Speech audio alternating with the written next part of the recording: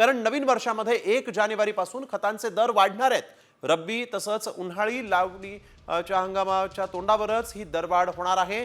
अतिवृष्टीमुळे उत्पादनही घटल्यानं शेतकऱ्यांचा पाय आर्थिक खुलात जातोय।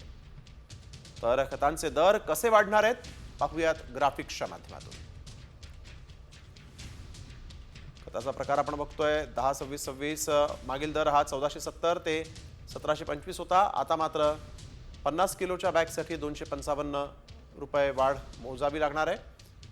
12-32-16 साठी मागील दर होता 1470, आता 1725 मोजावे लागतील, 255 रुपयांची वाढ।